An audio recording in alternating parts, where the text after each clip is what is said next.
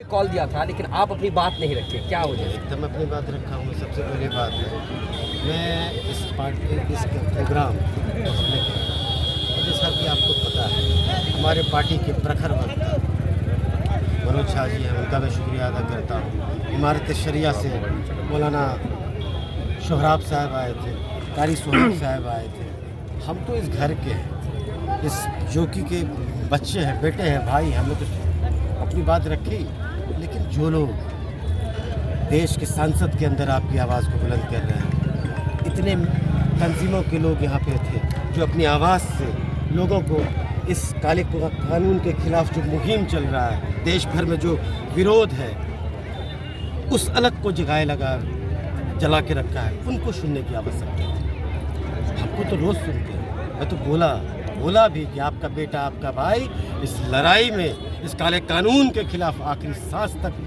खड़ा रहेगा। अच्छा सर, अब ये प्रोग्राम के शुरू होने से पहले ही आपने सख्ती से आपने ऐलान किया था कि किसी भी तरह का कोई पॉलिटिकल बात यहाँ पर नहीं होगी। जाहिर सी बात है, हर समय तो हर वक्त सियासत लोग नहीं कर सकता है, लेकिन जिताने हराने की बात तो नहीं कर सकता है।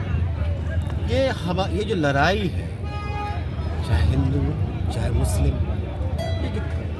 वफ़ को लेकर काला कानून आया है, इसके जद में सभी आएंगे। और ये लड़ाई हमारे मुस्तकबिल की है, आने वाली फ्यूचर की है। तो ये ज़्यादा ज़रूरी मैं समझता हूँ। क्या लगता है? कुछ लोग ये कह रहे थे कि एक तरह से शक्ति प्रदर्शन है, तो हालांकि यहाँ पर पॉलिटिकल बात नहीं हुई। अब मैं आगे आपसे सवाल पूछना चाहूँगा, क्या आगे इसी तरह से आपका प्रदर्शन जारी रहेगा इस चीज़ को लेकर के? वक्त प्रदर्शन जाहिर सी बात है, क्यों नहीं रहेगा? इससे पहले भी रहा है। हम लोगों ने पटना में जब धरना प्रदर्शन इमारत शरिया के द्वारा, वहाँ भी थे हम लोगों ने।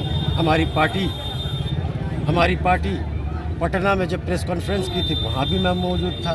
जब हमारे नेता आदरणीय तेजस्वी प्रसाद यादव जी ने कहा था, पत्रकार भाई ने सवाल किया था, अगर आपकी सरकार बनती है तो आप क्या करेंगे इस कानून को लेकर? उन्होंने कहा था कूड़ेदान में फाड़ के फेंक दें। याद है?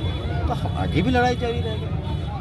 और कौन सा शक्ति, किसका शक्ति, किस बात का शक्ति? मतलब ये बातें हो रही थी सर, लेकिन यहाँ पर इस तरह से नहीं दिखा, तो उस पर आप किसी भ्रम में मत करें। कोई शक्ति देने वाला ऊपर वाला होता है। ऊपर वाला जो चाहेगा वो होगा। यहाँ पर अलग अलग जगहों में देखा जा रहा है कि इस वक्फ बिल को लेकर लगातार प्रोटेस्ट जारी है। क्या लगता है कि ये बिल मुसलमानों के हक में इस चीज़ का फैसला हो पाएगा? फिर कह रहा हूँ, ये सबके हक की बात है, ये हमारे मुस्तकबिल की बात है। अभी आप मनोज झा जी ने क्या बोला था, वक्फ से कोई हॉस्पिटल बनता है, उसमें सिर्फ मुस्लिमों का इलाज होता है कि नहीं और भी लोगों का इलाज होता है? वक्फ के ज़मीन पे कोई स्कूल बना रहा है, सिर्फ हम ही पढ़ा। ये सबका मामला है। सरकार उलझा के रखी, इसको समझने की ज़रूरत है। ये हर एक हिंदुस्तानी के मुस्तकबिल का मामला है।